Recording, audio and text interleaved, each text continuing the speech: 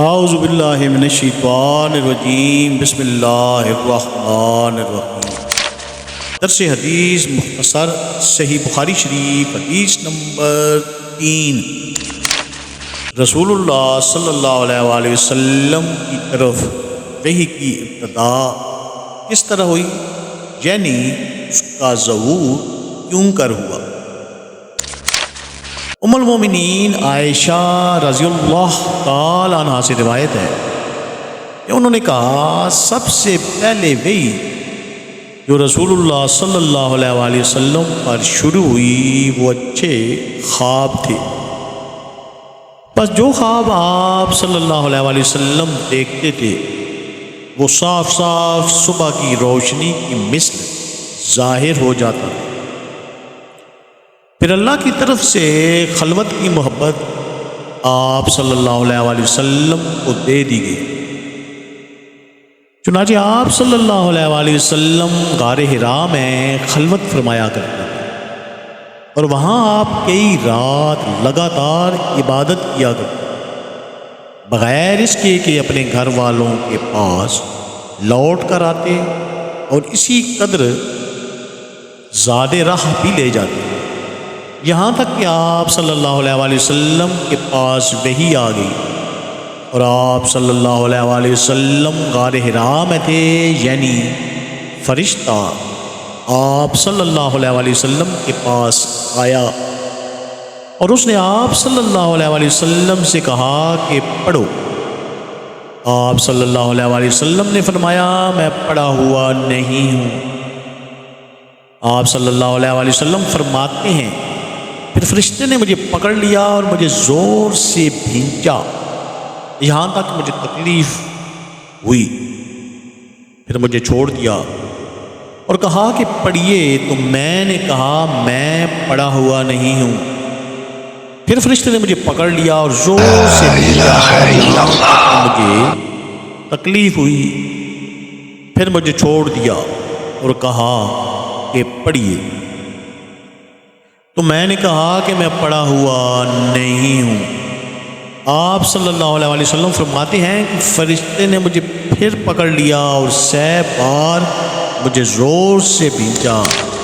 پھر مجھ سے کہا کہ اقرأ باسم ربک الذی خلق، اپنے پروردگار کے نام کی برکت سے پڑھو جس نے ہر چیز کو پیدا کیا، انسان کو جمے ہوئے خون سے پیدا کیا، پڑھو اور یقین کر لو کہ تمہارا پروردگار بڑا بزرگ ہے۔ بس رسول اللہ صلی اللہ علیہ وآلہ وسلم کا دل اس واقعہ کے سبب سے مارے خوف کے کانپنے لگا اور آپ صلی اللہ علیہ وآلہ وسلم ام المومنین حضرت خدیجہ رضی اللہ تعالی عنہا کے پاس تشریف لائے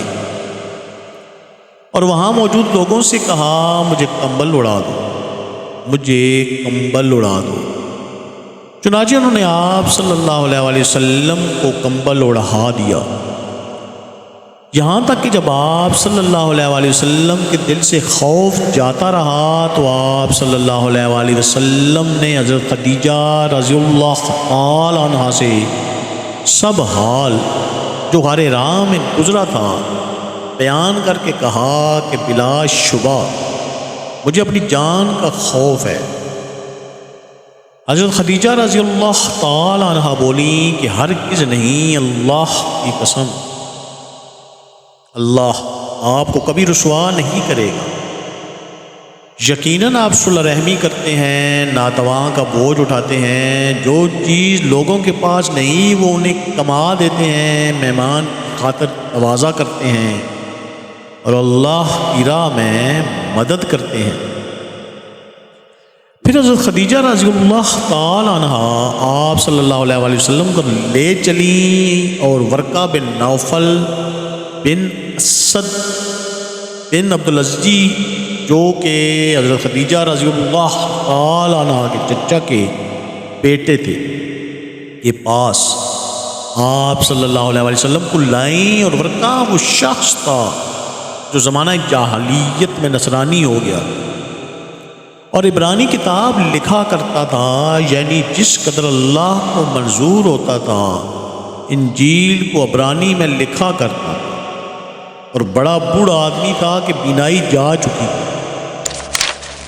تو اس سے ام المومنین حضرت خدیجہ رضی اللہ تعالیٰ عنہ نے کہا، اے میرے چچا کے بیٹے، اپنے بھتیجے صلی اللہ علیہ وآلہ وسلم سے ان کا حال سنو۔ ورقہ بولے، اے میرے بھتیجے تم کیا دیکھتے؟ رسول اللہ صلی اللہ علیہ وآلہ وسلم نے جو کچھ دیکھا تھا ان سے بیان کر۔ تو ورقہ نے آپ صلی اللہ علیہ وآلہ وسلم سے کہا، یہ وہ فرشتہ ہے جس اللہ تعالیٰ نے موسیٰ علیہ السلام پر نازل کیا تھا۔ اے کاش میں اس وقت جب آپ صلی اللہ علیہ وآلہ وسلم نبی ہوں گے جوان ہوتا،